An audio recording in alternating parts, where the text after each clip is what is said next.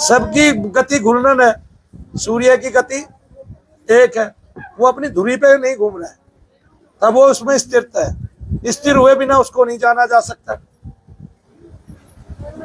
तब सूर्य का रथ घूम रहा है, अरे घूम रहे हैं, तो भगवान हनुमान जी आगे आगे चल रहे हैं उनको जानने के लिए, गति करने के लिए, ज्ञान लेने के लिए। उनका ज्ञान कब मिल सकता है?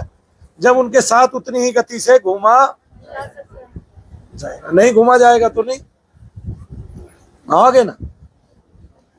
उनका मंडल घूमता है ऐसे, वहीं के वहीं, पृथ्वी भी तो घूम रही है वहीं। तब ज्ञान कैसे प्राप्त किया जाएगा? हनुमान जी उनके साथ साथ उल्टे होके घूम रहे है ना, या फिर स्थिर होके किसी अस्थिर चीज को जाना जा सकता है जो घूमती है ना, अपने तेज को देखा जा सकता है। तब आपको बैठना पड़ेगा ना अपने तेज को देखने के लिए। आप संसार में चलायमान है तो तब तक अपने तेज को प्राप्त नहीं कर पाएंगे जब तक चलायमान। और जब बैठ जाएंगे तो चाहे प्राण को ही देख रहे या मन को देख रहे हैं, मन कहाँ कहाँ जा रहा है, तब वो धीरे धीरे स्थिर होने लगेगा। समाधि में भी एक बात होती है, हम स्थिर होते हैं समाधि में। समाधि किसका नाम है? स्थिरता का। तब समाधि कितने मिनट की होती है? 28.5 मिनट की मिनिमम, है ना। 12.5 मिनट का ध्यान होता है और 45 सेकंड की धारणा होती है ना। बहुत साधारण। हम 45 सेकंड की धारणा ही नहीं कर पाते। उन 45 सेकंड में कोई आपको कहे कि आप अपनी पत्नी का चेहरा याद करें, पर वो आपके चेहरे से हटना नहीं चाहिए, आपकी आंखों से, तब वही हट जाता है, वही चलायमान हो जाता है। इतनी अस्थिरता है हमारे अंदर में। तब स्थिरता धारण कैसे करेंगे? ध्यान करके। इसलिए मेडिटेशन एक रूप था स्थिरता को धारण करके, है ना। लेकिन उस स्थिरता को प्राप्त करने के लिए जो अस्थिर है, जैसे प्राण अस्थिर है, मन अस्थिर है, उन अस्थिर तत्व को एक जगह स्थिर होकर देखना पड़ता है, तब वो स्थिरता धारण होती है। और ईश्वर का कोई भी वर्णन अपूर्ण इसलिए होता है कि हम जब ईश्वर को देखते हैं, जब हम उस तेज रूप को देखते हैं, क्या करते हैं? तब हम स्थिर होते हैं। और जैसे ही वो वर्णन हट जाता है, हमारी समाधि भंग होती है, हम वापस संसार में आते हैं, तब हम वर्णन कब करते हैं? जब हम अस्थिर होते हैं। अब फिर इसको ऐसे समझो, अब ऐसे समझो, थोड़ा सा बेटे मेरे विषय से चले जाएंगे। अब ऐसे समझो, आप बैठे हो, आंख बंद करके आप अपने श्वास का आवागमन देख रहे हो। क्या देख रहे हो? उसको देखते देखते वो धीमा पड़ जाएगा।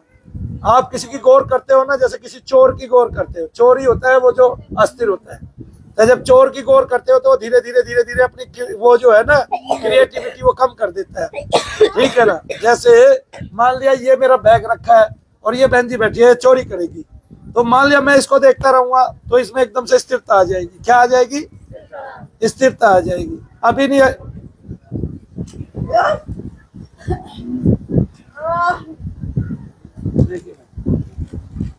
और उसमें जो स्थिरता आएगी वो गंभीरता से आएगी, वो देखेगा भी या देखेगी भी जो देखने वाला है। तब वो अगर पहले बहुत चलायमान होगी तो अभी वो चलेगा, लेकिन वो उल्टा मुंह करके चलेगा, ये करेगा वो करेगा, कि ये ना समझे मैं चोरी कर रहा हूँ। फिर क्या होगा? फिर वो एकदम से स्थिर पड़ जाएगा कि तेरे पे तीखी नजर रखी जा।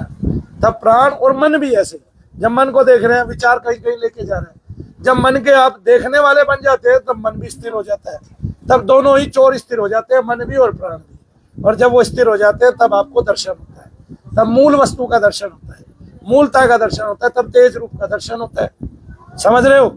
ये बहुत आसान तरीके से समझा रहा हूँ मैं। अब जब स्थिरता धारण कर लेते हो, स्थिरता से बाहर आते हो, फिर अस्थिर हो जाते हो, तब फिर उसका वर्णन फिर नहीं कर पाते।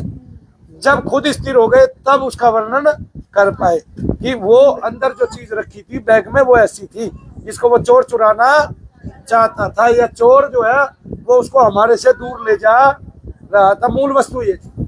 अब फिर दूसरी बात पे आओ, तब मन जो है वो चलायमान है। मन अनेक विचारों का एक गुच्छा है, वो विचार रहता ही रहता है, वो कभी शांत बैठता नहीं। चाहे वो महात्मा का हो, क्योंकि वो महात्मा तो हो चुका है, लेकिन वो सदा के लिए उसका मन शांत नहीं हुआ है, क्योंकि जब जब वो समाधि में जाता है मन तभी शांत होता है, हर टाइम नहीं है। अभी वो खा रहा है, पी रहा है, अपने शिष्यों से बात कर रहा है, तब वो समाधि में नहीं है। किसमें नहीं है? स्थिरता में नहीं है। कहने के लिए वो महात्मा ही है, नहीं समझे? उसने आत्मदर्शन भी किया हुआ है, उसने आत्मदर्शन भी किया हुआ है, नहीं समझे? फिर गौर से सुनो, उसने आत्मदर्शन भी किया हुआ है, वो महात्मा बन भी गया है, ठीक है, उसने अपने दर्शन भी किए हुए हैं, उसने सब कुछ देखा हुआ है, लेकिन वो अभी संसार में है ना, अभी वो स्थिर नहीं है, अभी बच्चों को पढ़ा रहा है, ये कर रहा है, वो कर रहा है, सांसारिक कार्य कर रहा है, अभी भगवान में नहीं है वो। हालांकि भगवान को 24 घंटे हृदय में रखे हुए हैं, भगवान की तरफ देखता भी है बार बार, जैसे वजीर देख रहा था भगवान के चरणों को, फिर हट गया, अब आंख को देख रहा है, आ गए ना, अब दोनों आंखों को देख रहा है, तब वो भगवान में नहीं है, वापिस आ गया, ठीक है। तो हर समय भगवान में नहीं रहा जा सकता, तब समाधि 24 घंटे की नहीं है, वो भी है। कबीरदास जी उसका भी वर्णन करते हैं कि वो भी है, लेकिन एक तो मन और प्राण से आप समाधिस्थ हुए, दूसरा मन जो है वो सबका अलग अलग स्वभाव ग्रहण किए, वो संसार, सबका मन संसार को अलग अलग तरह से देखता है। कैसे देखता है? अलग अलग तरह से देखता है। कैसे? जैसे एक औरत ने श्वेत वस्त्र पहने हुए हैं, कैसे वस्त्र पहने हुए हैं? श्वेत वस्त्र पहने हुए। जैसे ब्रह्मा कुमारी वाले श्वेत वस्त्र पहनते हैं, तब मैं ब्रह्मा कुमारी की जब छोटा था ना, इस बच्ची जैसा, तब मैं ये सोचता था ये सारी विधवा है। हाँ, मैं अपने मन का विचार बता रहा हूँ, मैं क्यों झूठ बोलूं भाई, आप भी सोचते थे, तो ऐसे बहुत सारे लोग सोचते थे। बाद में पता चला ये विधवा नहीं है, ये आत्मा का प्रतीक रख के, ठीक है ना, भगवान की साधना करते हैं, इसलिए वस्त्र धारण करते हैं श्वेत, ठीक है कि नहीं? एक आया समझ में। दूसरा कोई उसको देख रहा है तो विधवा जान रहा है, एक देख रहा है तो उसको क्या जान रहा है? क्या हो रहा है?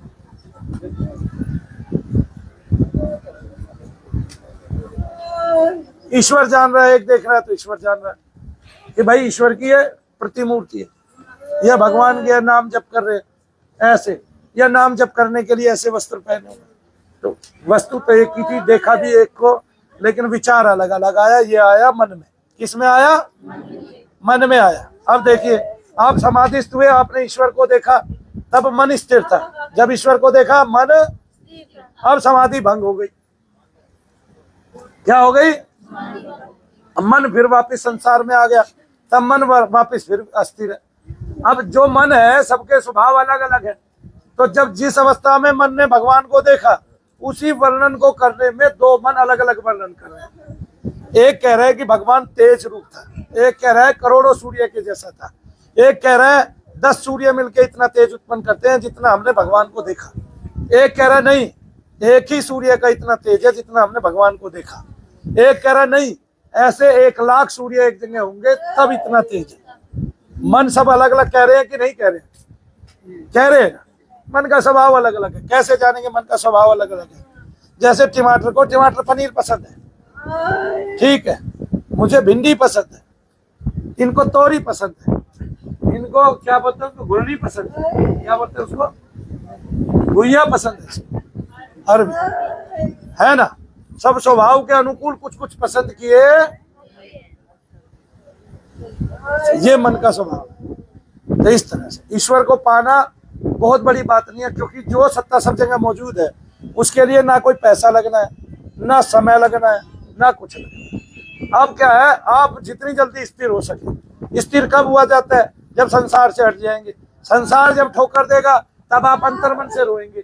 जब अंतर्मन से रोएंगे, तब अगर संसार को रोते रहे तो संसार में ही रहोगे, लेकिन अगर संसार को ना रोके भगवान से रोए, ठीक है, ये संसार मेरे किसी काम का नहीं है, तो धोखा ही धोखा देगा, तभी ईश्वर की प्राप्ति कर पाओगे और उसको ये कह पाओगे, मुझे ये नहीं चाहिए, ये कष्ट कलेश से मुझे तू दूर निकाल ले, बाहर निकाल ले, मुझे ये चाहिए नहीं, यह सब धोखेबाज है, फिर मैं तेरी शरण लेता हूँ सब कुछ छोड़ के, त्याग के। इसलिए भगवान कहते हैं कि सब कुछ छोड़ के त्याग के मेरी शरण लेनी पड़ेगी, अनन्य भाव से मुझ में होना पड़ेगा, सब युद्ध भी करना पड़ेगा, संसारिक कार्य भी करने पड़ेंगे। संसारिक कार्य क्या है? इस शरीर को चलाते रहना पड़ेगा, युद्ध करना पड़ेगा, है ना। तब संसारिक कार्य भी करने पड़ेंगे, शरीर को चलाना भी पड़ेगा और भगवान का नाम भी लेना, शरीर चलता रहेगा, फिर आप ईश्वर में मिल जाओगे। वो अनन्य भाव आना जरूरी है, ऐसा भाव कि जब एक माँ का बहुत प्यारा लाल चला जाता है, तब वो हिड़की भर भर के रोती है, तब उसको संसार में कोई पूछता है रोटी खा ले, चाहे 4 टाइम हो जाए रोटी खाए, 5 दिन हो जाए नहीं खाएगी, उसको प्यारा ही नहीं लग रहा, रोटी भोजन प्यारा नहीं लग रहा, जिसने उसको जिवाए रखा आज तक, वो भोजन उसके सारे रस फीके। तब जो सब्जी सबसे ज्यादा पसंद थी वो भी बना के खिलाओ, खाएगी नहीं? तो फिर तब स्वभाव बदल जाता है। तब क्या होता है, नन्ना भाव जागृत हो जाता है, एक ही भाव जागृत हो जाता है, मेरा बेटा नहीं, कुछ नहीं। क्या भाव? गला बार बार भर आता है, अंतर में जाके वो अटक जाता है मन, और बार बार वो अंतर मन से रोता रहता है ना? किसी से प्रेम हो जाए बहुत ज्यादा, वो मर जाए, तब ऐसा रोया जा सकता है? रोया जाता है ऐसा। लेकिन भगवान के लिए अगर ऐसे रोएंगे तो भगवान तो पल भर में मिल जाते हैं, उस खाना को आने में कोई देर नहीं लगती है। मैंने जीवन की बहुत मूल बातें आपको बताई है। इसके लिए आपको किसी ऋषि की, किसी साधु की जरूरत नहीं है, किसी महात्मा की शरण में जाने की जरूरत नहीं है, किसी को गुरु बनाने की अलग से आवश्यकता। आपका आत्मा ही आपका गुरु है, गुरु ढूंढने की आवश्यकता होती ही नहीं है। मुझे मेरे देवता ने बता दी, मैंने गुरु को ढूंढा इस संसार में, वो कभी नहीं मिला। भगवान मिल गए, गुरु नहीं मिला। क्या बात भाई? इसका मतलब भगवान ये कहते हैं आपका आत्मा ही आपका गुरु है, और वो इतने विचारणीय तथ्य आपके सामने प्रस्तुत करता है, आपका ऐसा विवेक जागृत करता है कुछ जब आप उसकी तरफ चलते हो। 24 गुरु है। कितने गुरु हैं? 24 गुरु है। तब जिसको देखते हैं श्लोक सुनाओ, वो काक दृष्टि और वो हाँ, काक चेष्टा बको ध्यानम श्वान निद्रा अल्पाहार विद्यार्थी 5 लक्षण। 5 लक्षण विद्यार्थी के बताए, वैसे ही उन्होंने वैसे वैसे गुरु कर लिए जो इन लक्षणों से युक्त। आप सुलक्षणा हो जाते हैं, सुलक्षण हो जाते हैं, है ना? आपके गुणवर्धन हो जाते हैं, आप देवताओं की श्रेणी में आ जाते हैं। कुछ नहीं है, आए नहीं समझ, नहीं समझे? पर देवता प्रेतों का भी उद्धार करते हैं। आया, वो भी देव योनि है, उसको वापस देव योनि में लेके आते हैं। प्रेत को अच्छा बनाया जा सकता है, बशर्ते उसको पता चल जाए कि तेरा उद्धार यहाँ होना है। और कई बार उसको पता भी होता है, वो तभी आता भी है, आते हुए उसको दुख भी होता है, उसको पता है तेरा जाना निश्चित हो गया है, लेकिन दुख भी होता है, फिर भी वो आता है दुखी होके भी। और कई बार वो मन को पीछे मार ले जाता है, तब भगवान स्वप्न से बुला लेते हैं कि नहीं, आ जा भाई, अभी कल्याण की जरूरत है। इसलिए संकल्प अच्छे रखो। अगर संकल्प पहले से अच्छे होते तो प्रेत नहीं आता, पहले से अगर नाद सुन रहे होते तो प्रेत नहीं आता। पूरे दिन में अगर 24 घंटे भी नाद सुन लोगे तो प्रेत की ऐसी तैसी हो जाएगी, उसको स्वर चाहिए ही नहीं, वो अंधेरा कायम रहेगी पत्ती पे है, उसको शांति चाहिए, उसको एकांत चाहिए, वो चाहता नहीं किसी से भिड़ना। लेकिन जब कोई सामने आता है उसको छेड़ता है, तब वो उससे लड़ता है और उस पर क्रोध आगे। क्यों? क्योंकि वो अलग अलग संबंध बना के रहता है। तो किसी स्त्री के साथ प्रेत जो है काम का संबंध बना के रखता है, किसी के साथ क्रोध का संबंध बना के रखता है, किसी के साथ लोभ का, लोभ क्या, उसको तो खाने का लोभ, लोभ का संबंध बना के रखता है। इस तरह से काम, क्रोध, लोभ का संबंध बना के रखता है। मद चढ़ जाता है उसको, सोने की निद्रा चढ़ जाती है, आलस्य का संबंध बना के रखता है किसी के साथ, नहीं समझे? और किसी को काट काट के खाया जाता है, ऐसे संबंध बना के रखता है। तो वो अलग अलग संबंधों में हमारे साथ रहता है और अपनी पूर्ति करता रहता है। तब हम उसकी पूर्ति को अगर रोक देंगे, आवंटन को रोक देंगे उसकी को, तो क्या करेगा वो? उसकी लाइन में बाधा करेंगे तो वो चिड़चिड़ा हो जाएगा, क्रोधी हो जाएगा, वो मारने खाने को आएगा, तब वो चोर दिखाएगा, हंगा भरेगा और गालियां। तब इसी से समझ गए मनु भैया कितनी गालियां खाते हैं, खाते हैं कि नहीं खाते? ये हर तरह का अपमान करता है, हर तरह का। वो चाहता नहीं, वो साधु वाधु कुछ मानता नहीं, उसको कोई पल्ले नहीं पड़ता। उसके लिए भगवान का भक्त भी कोई भक्त नहीं है, उसके लिए तो उसकी मौज होनी चाहिए, और जो उसकी मौज में बाधा बनेगा वो उसका। इसलिए जितने प्रेत निकालने वाले हैं वो उसकी मौज में बाधा जो बनेगा वो उनको ग्रहण कर लेता है। पता चले अब वे प्रेत निकाल रहे थे, 10 दिन बाद भी निकलवा रहे अपने, आ गए ना। तो ये खेल बहुत गूढ़ है। आज तक देखो धरा पे जितने प्रेत निकालने वाले हैं वो खुद धरे गए, हाँ जी, वो खुद धरे गए। जितने तांत्रिक हैं उनके अपने कुल नष्ट हो रहे हैं, ठीक है। जिनके घरों में कोई सामान्य पूजा भी करता था अपने पितरों की, वो भी नष्ट हो रहे हैं। क्यों? क्योंकि वो पुत्र प्रेत रूप में घूम रहे थे, उसने पूजा की तो एक तरह से प्रेत ही पूजे। फिर और एक इतने तांत्रिक हो गए, तंत्र करने वाले इतना हो गए, कुछ हद नहीं। तो जो अच्छी ऊर्जा है उनको वो बांध लेते हैं और बुरी ऊर्जा आप पे छोड़ देते हैं, काम खत्म। तब उन्होंने आपका जीवन हराम कर दिया। तब इससे पार पाना पड़ेगा। एक, सबसे पहले अपना संकल्प अच्छा लगाना पड़ेगा। क्या संकल्प? नहीं, मैं तुझे अपने शरीर में रहने, शरीर किसका है? मेरे। बहुत कम उम्र में कभी भी दर्द नहीं होते। यहाँ तक देखो कि माता जी को कैंसर बताया, उम्र भी ज्यादा है, लेकिन उसके दर्द भी हमारे थे, दर्द ठीक हो गए। कितनी बड़ी बात है। तो शरीर भगवान ने बहुत सुदृढ़ दिया है, बहुत अच्छा शरीर हमें प्रदान किया है। इसमें धीरे से दर्द नहीं होने। बहुत काम की बातें बताई, लेकिन इस काम की बात में आत्म संबंधी बातें ज्यादा थी। भगवान के देवता के दर्शन के रूप की बात नहीं थी, इसमें केवल आत्मा की बात थी, है ना। इसलिए हमें स्थिरता धारण करनी है। स्थिरता धारण करके प्राण को और मन को देखना है। अगर किसी को आत्मा को पाना है तो वो ऐसे पा सकता है, किसी गुरु की आवश्यकता नहीं। आत्मा को तो आत्मा का विचार करते करते, लगातार निरंतर करते करते पाया जा सकता है। एक दिन वो विचार समक्ष आके खड़ा हो जाता है आपके। केवल विचार, केवल विचार। आत्मा केवल विचार से विवेक जागता है ना। विचार ही विवेक है। विचार विवेक में परिणत होता है। अच्छा विचार विवेक में परिणत हो जाएगा, लेकिन वो अच्छा होना चाहिए। तो विवेक में परिणत हो जाएगा, तो फिर आप आत्मा की प्राप्ति करोगे, तब वो आपको आपके सामने प्रकट हो जाएगा। आगे ना, लेकिन आपको आत्महारा होना पड़ेगा। संसार से हारना, संसार से जीतने की कोशिश करोगे तो संसार की प्राप्ति हो जाएगी, सुख साधन की भी प्राप्ति हो जाएगी, लेकिन अंत में तो फिर भी हार जाओगे। क्यों? क्योंकि सब कुछ पाके भी रावण हार गया। लेकिन रावण की एक उपलब्धि तो थी, क्योंकि वो भगवान का भक्त था और बीच बीच में वो भगवान को अपने आप को समर्पित कर देता था।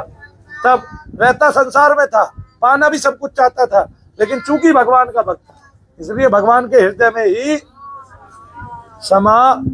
इसलिए कहता हूँ कि कोई शनि धाम में रह के थोड़ा भी जाप कर पाया, थोड़ा भी, और थोड़ा भी रह पाया, तो अब उसके प्रेत ऐसे नहीं है कि जो उसको कहाँ ले जाए, प्रेत योनि में ले जाए।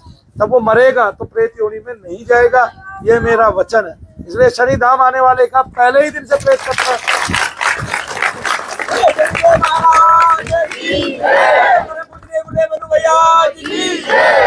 इस संसार में किसी को पता नहीं था प्रेत कैसा है। इस संसार में, पूरे भरे संसार में, मानो भैया की सीख से आज लाखों तो भक्त वही वाणी बोलने लगे हैं, लाखों लोग वही वाणी बोलने लगे हैं। और तो और तांत्रिकों की जिह्वा पे भी मेरी बातें चढ़ गई हैं। और तो और आप वीडियो देखोगे, दूसरे लोगों को बताते हुए देखोगे, तो आपको पता चलेगा वे कहीं ना कहीं मनु भैया की नकल कर रहे हैं। नकल करने के बाद भी मैं ये कहता हूँ कि वो बता तो मेरी बात रहे है ना, और तो जो बात बता रहे हैं वो बात अच्छी है, वो संसार में जाएगी, फैलेगी, तो क्या अच्छा होगा। लोग उसके बारे में समझेंगे, तत्व के बारे में, और आखिरकार क्या करेंगे, उसको प्राप्त कर ही। अब पहले दिन से यहाँ तक किसी को नहीं पता था प्रेत एक तो शरीर को छोड़ के कभी बाहर नहीं जाता 4 साल के बाद, ना वो छोड़ सकता, उसकी औकात नहीं। वो शरीर को ग्रहण कर लेता है, तब दुनिया की कोई ताकत नहीं, भगवान ही अलग नहीं कर सकते।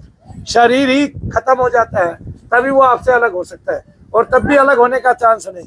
तब वो यम के दूतों से भी तीव्र होता है, और वो आदमी के पैर पकड़ लेता है, तब उसको कदापि ऊपर जाने नहीं देता। तब ऊपर जाने के लिए उसके हाथ काटने पड़ेंगे। ये कार्य मनु भैया जानते हैं और वो काटते हैं।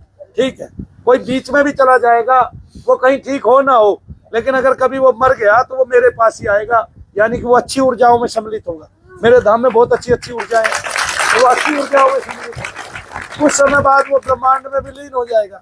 अब वो दर्शन दे किसी को, या वो प्रसन्न हो किसी पर, या वो आत्म रूप में कहीं फिर से दर्शन ले, प्राण रूप में आदमी का स्वरूप धारण करे, ऐसे। लेकिन वो अच्छा जरूर बने। मैं उसको प्रेत योनि में कदापि जाने, ये मेरी ऊर्जा होगा। और भाई देखिए, शनिदेव महाराज मंद गति है, मैं मंद गति से चलता हूँ। 20 साल में मुझे जो प्राप्त हुआ वो धीरे धीरे हुआ है, एकदम से कभी इतना प्राप्त नहीं हुआ।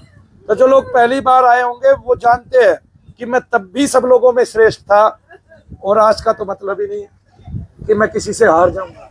तो मेरी विधा ऐसी है कि वो एक दिन आके पूरे भारतवर्ष में सारे डॉक्टरों को चमत्कृत करेगी, और ये मंत्र चिकित्सा से मैं ऐसी ऊर्जाएं उत्पन्न करके दिखाऊंगा एक दिन कि लोगों का कल्याण होगा ही होगा हर रूप। लेकिन उसको सीखने के लिए भी टाइम लगता है। लोग आते हैं 4 दिन साधना करते हैं, फिर उनका मन भटक जाता है। 10 दिन साधना करते हैं, फिर वो मनु भैया जैसा बनना चाहते हैं। फिर वो ये नहीं सोचते मनु भैया को इतना बड़ा ये सब खड़ा करने में बहुत टाइम लगा है, 20 साल लगे। वो इसको 1 सेकंड में प्राप्त करना चाहते हैं, आगे ना 1 सेकंड में देखना चाहते हैं। तब उनका अनुभव तो हो नहीं पाता, तब वो पेड़ पे चढ़ जाते हैं ऊंचे, तब गिरने के अलावा कोई काम होता, कुछ समय बाद गिर जाते हैं। अब जो यहाँ से गए कुछ सीखा, उन्होंने अलग अलग जगह पे हाथ आजमाए, वो गिर इसलिए गए क्योंकि पेड़ ऊंचे पे चढ़ गए और उतरना आया। जय शनिदेव।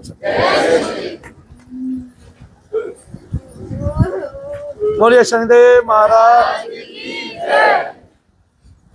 तो बहुत बातें हुई, अब यज्ञ होगा, ठीक है। यज्ञ से पहले कोई ऐसा हो जिसने मेरे को दिखाया नहीं हो, बहुत ज्यादा कष्ट में हो, जैसे ये माताएं थी 2, और वो उसको कोई ऑपरेशन वगैरह बता रखा है तो मुझे दिखा सकता है। देख ली तेरी गांठ दिखाई दे रही है बाहर से, अंदर की नहीं, उसको मैं चेक करूँ।